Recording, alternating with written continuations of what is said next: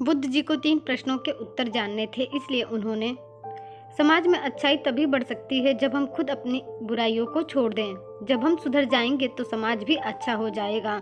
किसी भी सुधार की शुरुआत स्वयं से करनी चाहिए। इस संबंध में गौतम बुद्ध से जुड़ा एक प्रसंग बहुत प्रचलित है, तो आइए जानते हैं उस प्रसंग के बारे में। एक प्रसंग के अनुसार गौतम बुद्ध एक बार किसी गांव में रुके थे। उस गांव के लोग उनके दर्शन करने और उनके उपदेश सुनने के लिए उनके पास पहुंच रहे थे। कुछ ही दिनों में बहुत लोग गौतम बुद्ध के उपदेश सुनने के लिए आने लगे थे। ऐसे ही एक दिन गौतम बुद्ध के पास एक महिला पहुंची। उसने बुद्ध जी से पूछा कि आप तो किसी राजकुमार की तरह दिखते हैं, आपने युवावस्था में ही संन्यास क्यों धारण कर लिया? उस महिला की बात सुनकर बुद्ध बोले, मैं आपसे 3 प्रश्नों के उत्तर जानना चाहता हूँ।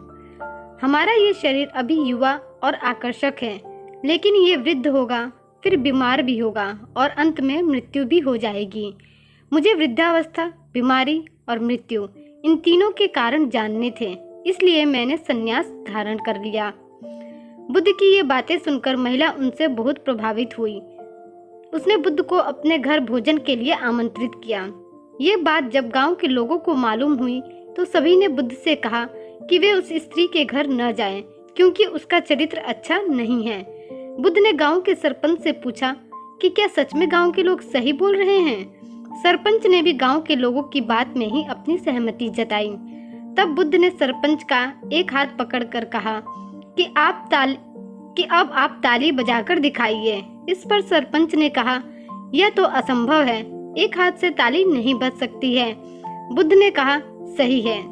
ठीक इसी तरह कोई महिला अकेले ही चरित्रहीन कैसे हो सकती है? इस गांव के पुरुष चरित्रहीन नहीं होते तो वह महिला भी चरित्रहीन नहीं होती। ये बात सुनकर गांव के सभी पुरुष शर्मिंदा हो गए। बुद्ध ने कहा कि अगर हम अच्छा समाज बनाना चाहते हैं तो सबसे पहले हमें खुद को सुधारने की कोशिश करनी चाहिए। अगर हम सुधर जाएंगे तो समाज भी बदल जाएगा।